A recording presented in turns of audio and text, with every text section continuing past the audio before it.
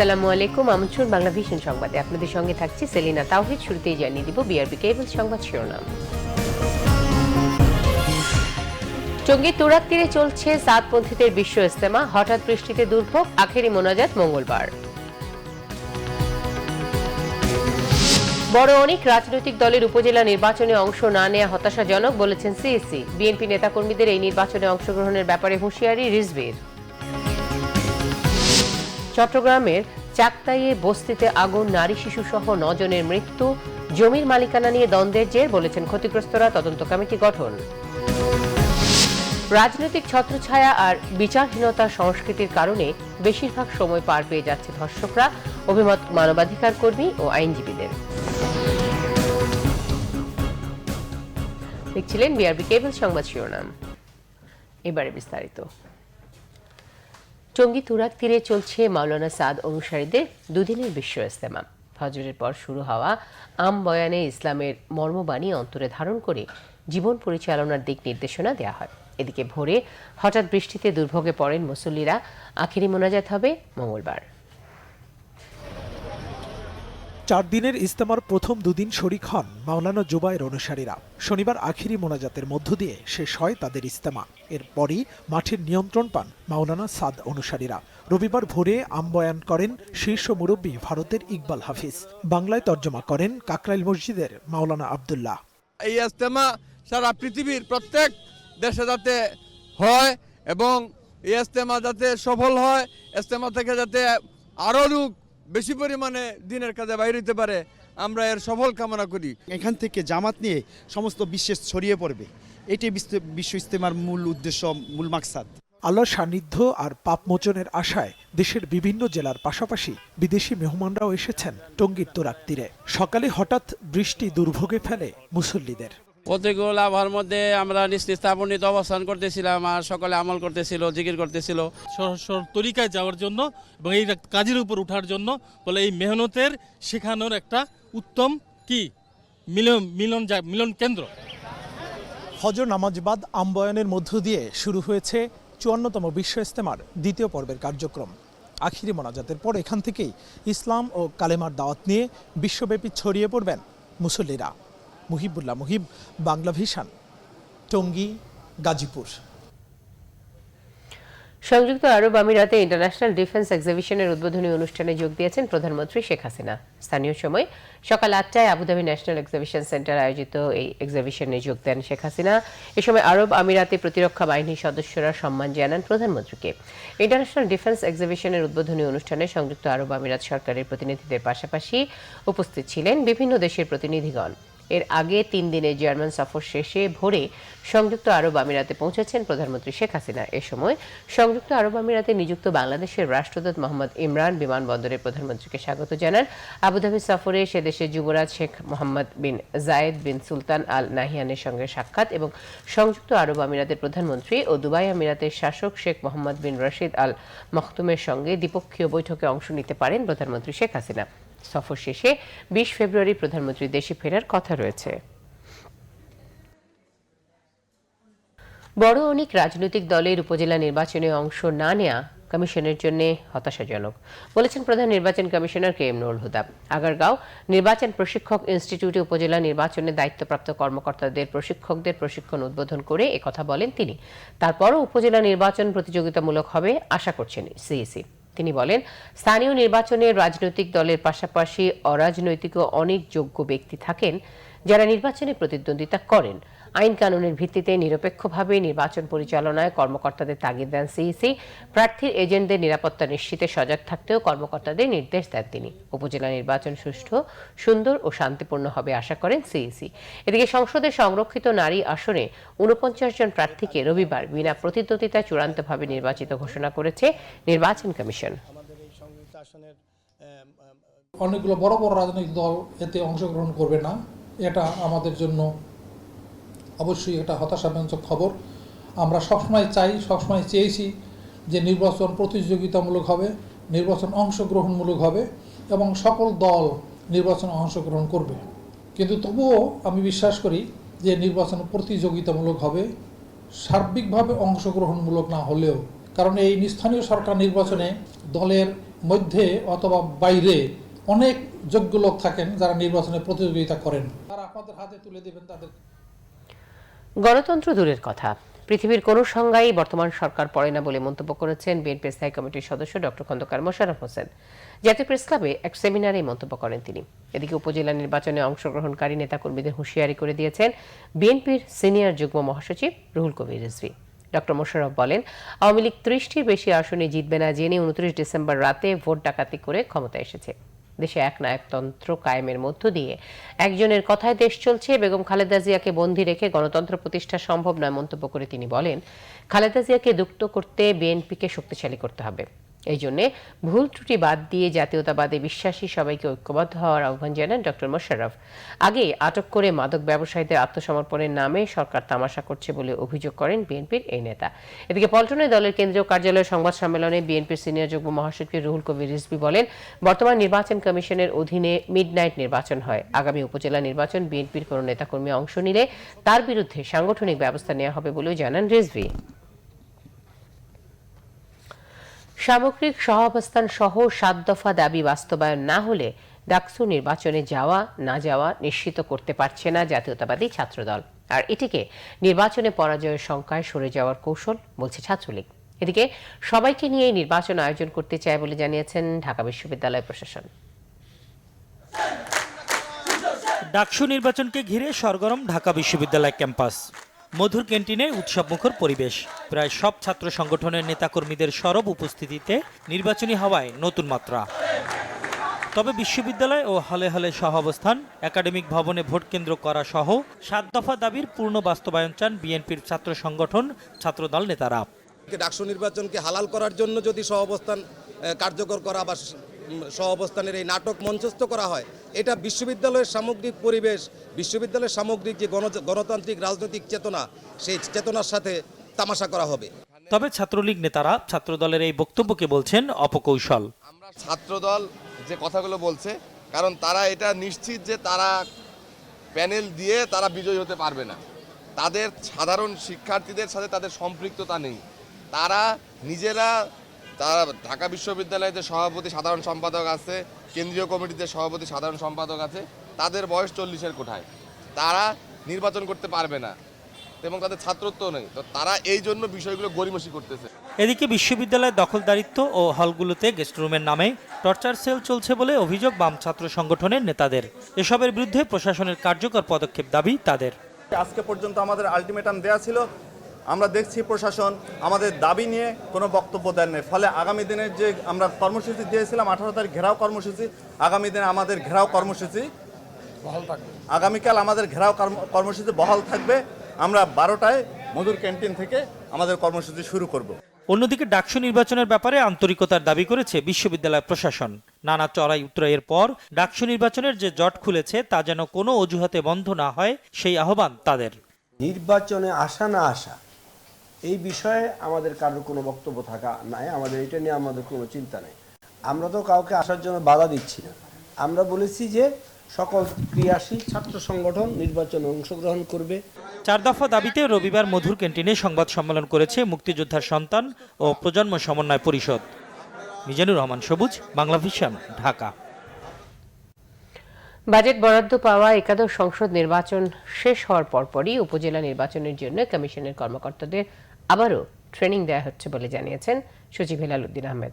নির্বাচন কমিশনের প্রশিক্ষণ ইনস্টিটিউটকে আরও কার্যকরী করাও কমিশনের উদ্দেশ্য বলে জানান তিনি।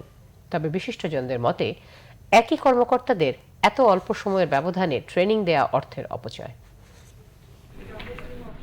30 ডিসেম্বরের একাদশ জাতীয় সংসদ নির্বাচনকে উদ্দেশ্য করে কমিশনের সব পর্যায়ের কর্মকর্তা কর্মচারীদের ট্রেনিং দিয়েছিল নির্বাচন কমিশন। নির্বাচনী কর্মকর্তারা ছাড়াও নির্বাহী, বিচারিক ম্যাজিস্ট্রেট সহ আইনশৃঙ্খলা বাহিনীর সদস্যদেরও একদিনের বিশেষ প্রশিক্ষণ দেওয়া হয়েছিল। সেই ট্রেনিংয়ের বাজেট ছিল 64 কোটি টাকা। জাতীয় নির্বাচন শেষ না হতেই আবারও উপজেলা নির্বাচনের জন্য ট্রেনিং দেওয়া শুরু করেছে কমিশন। প্রায় একই কর্মকর্তাদের ট্রেনিং দেওয়ার জন্য উপজেলা নির্বাচনের বাজেট ধরা হয়েছে 88 কোটি 57 লাখ টাকা। ইসি সচিব বলছেন, জাতীয় নির্বাচনের পরই উপজেলা নির্বাচন হলেও এসব নির্বাচন 5 বছর পর হয়, তাই ট্রেনিং জরুরি।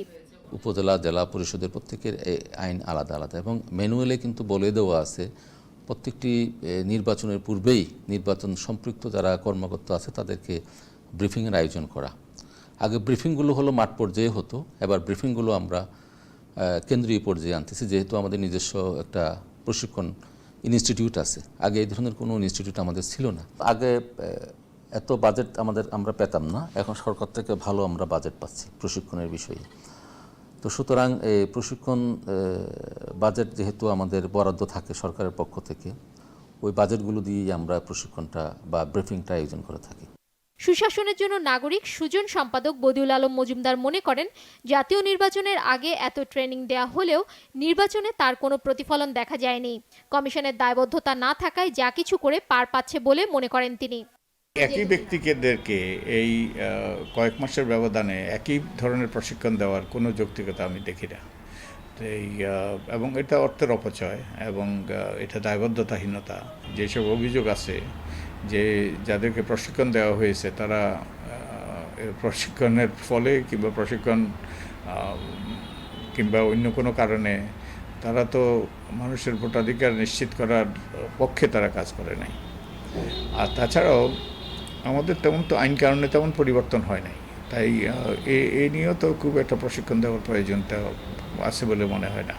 কমিশনের কার্যক্রমে স্বচ্ছতা রাখার পরামর্শও এই বিশেষজ্ঞের।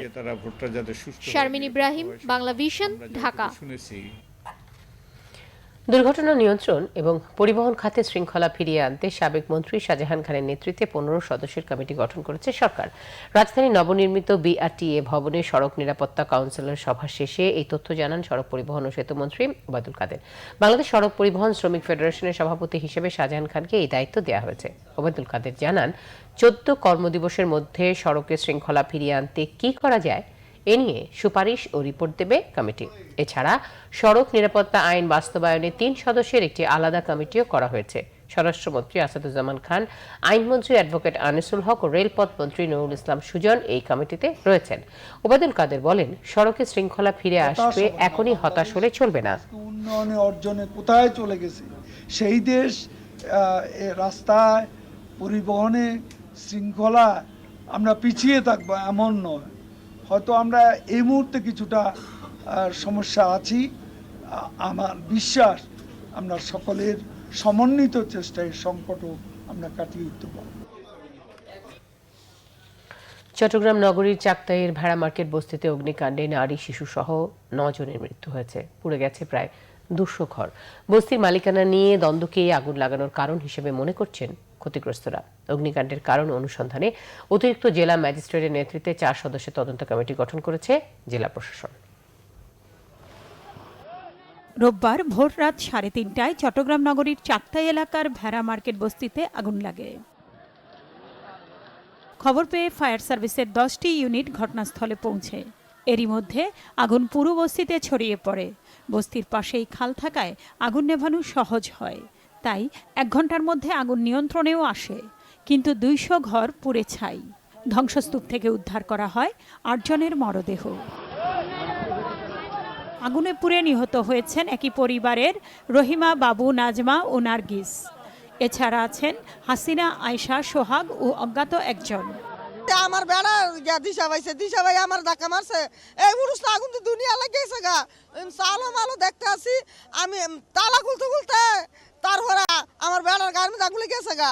আমার বেড়ার আমি টান দিয়ে বাঁচাইলে হরাইছি, আমি দৌড়তে করতে পারি গেছি। 3টার ঘরে লাগছে। আমাদের দোকান ছিল, দোকানে 4-5 লাখ টাকার মাল, বাসার মাল, শুধু বাচ্চাটা নিয়ে বাইর হয়েছি। ক্যাশ টাকাগুলোও নিতে পারি নাই। আমার ঘর মাল সামানা কিছু বাইর করতে পারি নাই। ফুয়া সালে জানে বাইসে আছি। সব পণ্য জিনিস ব্যাগিং ফুরি গিয়ে গায়ে হরগুলো আনেলি টিয়া পয়সা কিলার গিয়ে গই, জিনিসপাতি যা আসছিল তা টিয়া পয়সা কিলার গিয়ে গই। তাৎক্ষণিকভাবে আগুন লাগার কারণ জানাতে পারেনি ফায়ার সার্ভিস। 45 মিনিটের মধ্যে আগুন সম্পূর্ণ নিয়ন্ত্রণ করে নিয়ে আসি। পাশের যে আরও 1-1.5 কিলোর মতো বস্তি রয়েছে, এখানে গার্মেন্টস রয়েছে, এখানে ইন্ডাস্ট্রি রয়েছে, ব্যাংক রয়েছে, এগুলোকে আমরা সেভ করতে সক্ষম হয়েছি। ফায়ার সার্ভিস তাৎক্ষণিকভাবে জানতে পেরে এখানে তারা মুভ করে এবং আগুনটা দ্রুত, এটাই আমি মনে করি যে নিয়ন্ত্রণ করেছে। এর মধ্যে 8 জন নিহত হয়েছে, যাদের মধ্যে বাচ্চা থেকে শুরু করে মহিলারা রয়েছেন বেশি এবং পুরুষও আছেন আর কি। তো আমরা প্রত্যেক পরিবারের জন্য এখানে প্রত্যেককে দাফন কাফনের জন্য আমরা 20,000 টাকা করে আমরা আমাদের পক্ষ থেকে আমরা প্রদান করব। অগ্নিকাণ্ডের কারণ এবং ক্ষয়ক্ষতি অনুসন্ধানে 4 সদস্যের তদন্ত কমিটি গঠন করেছে জেলা প্রশাসন। Bangla vision news desk. News portal, online TV ও আইপিটিভি সহ সব ধরনের প্রচার মাধ্যম প্রযুক্তিগতভাবে বেশ এগিয়ে গেছে। এমন বাস্তবতায় সব চ্যানেল মোকাবেলা করে টেলিভিশন মিডিয়াকে কিভাবে আরও এগিয়ে নেওয়া যায় সে বিষয়ে চিন্তা করছে বেসরকারি টেলিভিশন মালিকদের সংগঠন অ্যাটকো। দুপুরে রাজধানীর একটি হোটেলে সংবর্ধনা অনুষ্ঠানে একথা জানিয়েছেন সংগঠনটির সভাপতি সালমান এফ রহমান।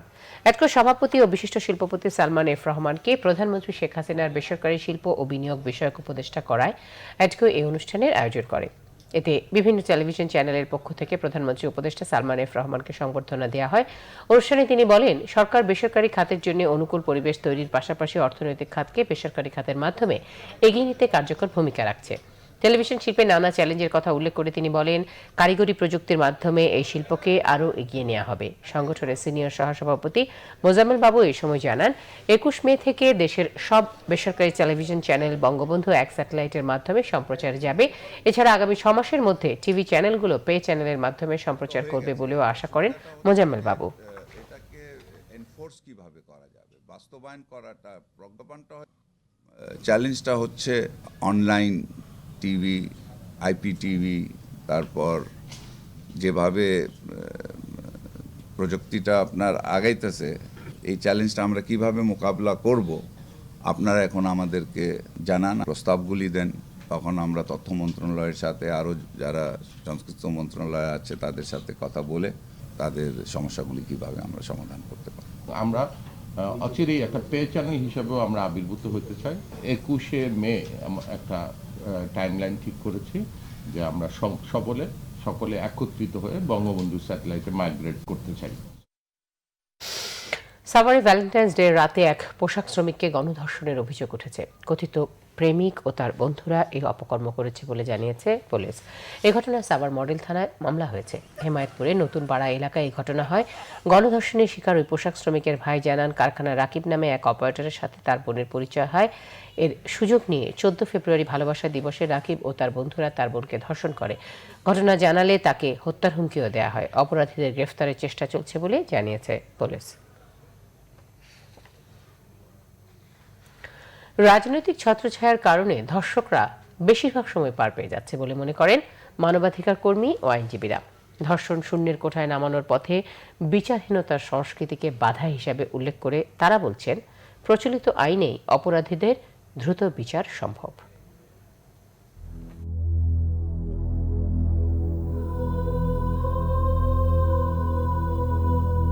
দিন দিন বাড়ছে ধর্ষণের নির্মমতা।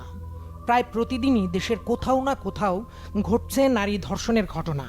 এই বর্বরতার শিকার হচ্ছে শিশুরাও। ধর্ষণ, গণধর্ষণের পর নৃশংসভাবে খুনও করা হচ্ছে।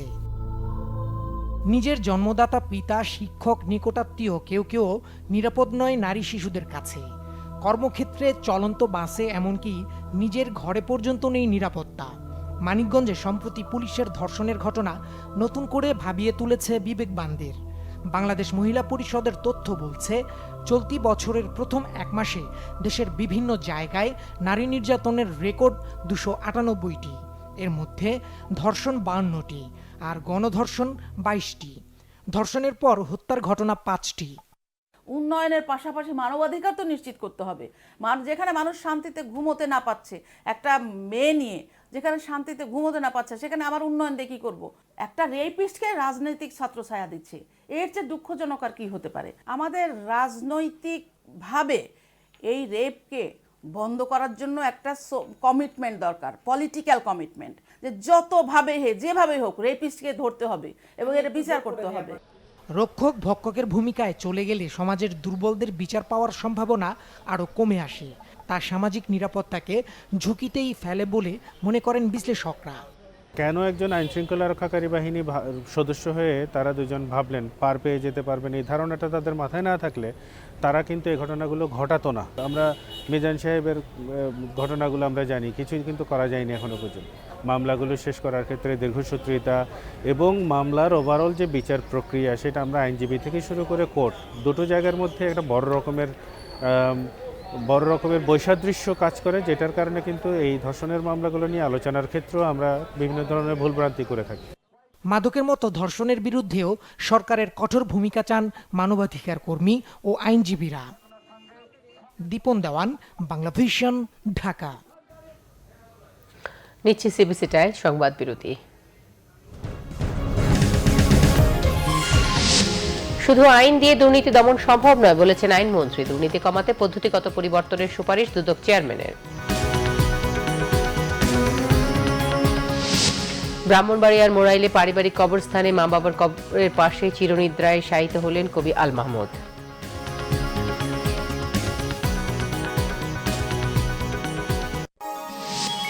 আপনারা দেখছেন বাংলাভিশন সংবাদ।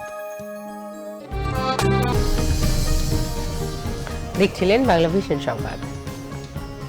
শুধু আইন দিয়ে দুর্নীতি দমন সম্ভব নয় বলেছেন আইন, বিচার ও সংসদ বিষয়ক মন্ত্রী অ্যাডভোকেট আনিসুল হক।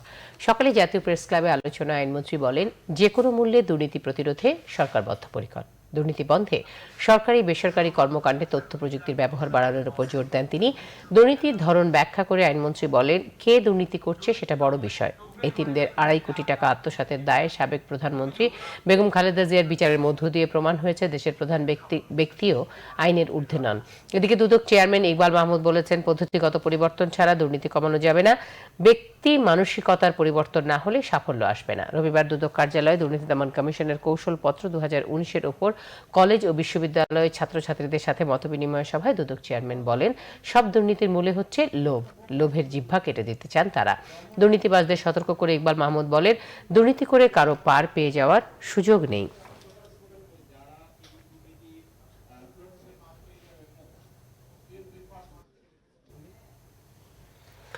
ব্রাহ্মণবাড়িয়া শহরে মোরাইলে পারিবারিক কবরস্থানে মা বাবার কবরের পাশে চিরনিদ্রায় শায়িত করা হলো আধুনিক বাংলা সাহিত্যের অন্যতম প্রধান কবি আল মাহমুদকে। এর আগে ব্রাহ্মণবাড়িয়ার নিয়াজ মোহাম্মদ উচ্চ বিদ্যালয় মাঠে হয় তার শেষ নামাজে জানাজা। জানাজার আগে প্রিয় কবিকে শেষবারের মতো শ্রদ্ধা জানান বিভিন্ন সামাজিক, সাংস্কৃতিক ও রাজনৈতিক সংগঠনের নেতারা। শনিবার রাতে ঢাকা থেকে কবি আল মাহমুদের মরদেহ নেওয়া হয় ব্রাহ্মণবাড়িয়া শহরের মোরাইলে নিজ বাড়িতে।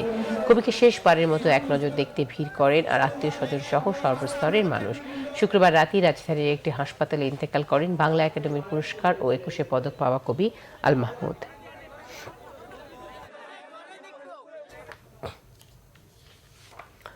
কুমিল্লার 14 গ্রামে বাস ট্রাক সংঘর্ষে 6 জন নিহত এবং অন্তত 8 জন আহত হয়েছে। কুমিল্লার 14 গ্রামের জগন্নাথ দিঘির গাংড়া এলাকায় খুলনা থেকে চট্টগ্রামের ফটিকছড়ির মাইজ ভান্ডার দরবার শরীফগামী বাসের সাথে ট্রাকের সংঘর্ষে 5 জন নিহত হয়েছে। রবিবার ভোরে এই দুর্ঘটনা ঘটে।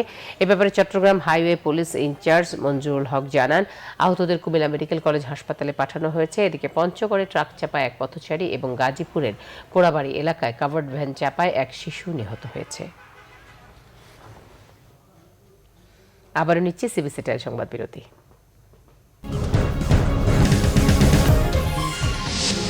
কাশ্মীরিদের উপর ভারতের বিভিন্ন অঞ্চলে হামলার জেরে তাদের নিরাপত্তায় বিশেষ ব্যবস্থার নির্দেশ কেন্দ্রীয় সরকারের।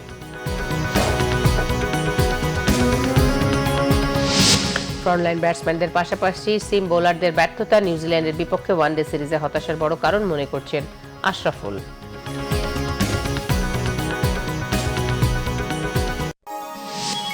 আপনারা দেখছেন বাংলাভিশন সংবাদ।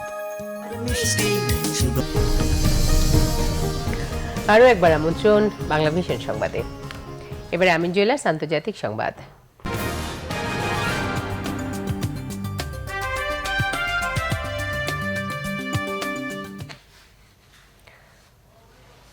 ভারতের বিভিন্ন অঞ্চলে কাশ্মীরিদের উপর হামলার জেরে তাদের নিরাপত্তায় বিশেষ ব্যবস্থা গ্রহণের নির্দেশ দিয়েছে কেন্দ্রীয় সরকার। অপর এক নির্দেশে জম্মু ও কাশ্মীরের 5 নেতাকে দেয়া সরকারি নিরাপত্তা প্রত্যাহার করা হয়েছে। বৃহস্পতিবার জম্মু ও কাশ্মীরের পুলওয়ামায় সন্ত্রাসী হামলায় আধা সামরিক বাহিনীর অন্তত 46 সদস্য নিহতের পর উত্তরাখণ্ড, বিহার সহ বিভিন্ন অঞ্চলে আক্রান্ত হন কাশ্মীরিরা। হামলায় হয়েছে শিক্ষার্থীদের ওপর। ভাঙচুর ও লুটপাট হয় কাশ্মীরিদের দোকানপাট। পাঞ্জাবের আম্বালা গ্রামে কাশ্মীরিদের সোমবার ভেতর এলাকা ছাড়া নির্দেশ দিয়েছে স্থানীয় পঞ্চায়েত। এসব ঘটনায় উদ্বেগ জানিয়ে কাশ্মীরদের নিরাপত্তা নিশ্চিতে রাজ্য সরকারগুলোকে ব্যবস্থা নেওয়ার নির্দেশনা জারি করেছে স্বরাষ্ট্র মন্ত্রণালয়। এসব হামলার প্রতিবাদে ধর্মঘট চলছে জম্মু ও কাশ্মীরে। 144 ধারা ভেঙে গাড়ি ভাঙচুর ও ব্যবসা প্রতিষ্ঠানে হামলা চালিয়েছে বিজেপি জোট সরকার সমর্থকরা। এদিকে পিপলস কনফারেন্সে মীর ওয়াইজ ওমর ফারুক সহ কাশ্মীরের প্রভাবশালী 5 নেতা সরকারের নিরাপত্তা তুলে নিয়েছে স্বরাষ্ট্র মন্ত্রণালয়। রাজ্যের স্বায়ত্তশাসনের দাবিতে সোচ্চার তারা।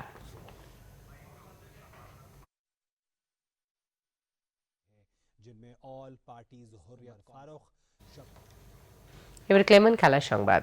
টঙ্গীর তুরাগ তীরে চলছে সাতপন্থীদের বিশ্ব ইজতেমা। হঠাৎ বৃষ্টিতে দুর্ভোগ। আখেরি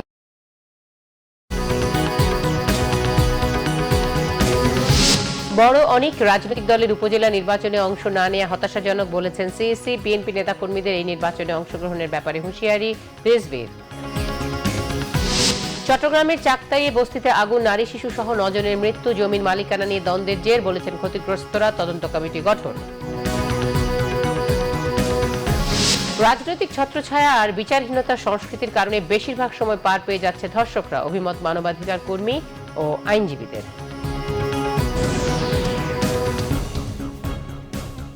এই ছিল এখনকার মতো। পরের সংবাদ রয়েছে রাত 10:30টায়। এর আগে 9টায় রয়েছে নিউজ টপ 10 দেখার আমন্ত্রণ রইল। এছাড়া ফেসবুকে বাংলাভিশন সংবাদ সরাসরি দেখতে লগ ইন করতে পারেন facebook.com/বাংলাভিশনে। সঙ্গে থাকা ধন্যবাদ সবাইকে।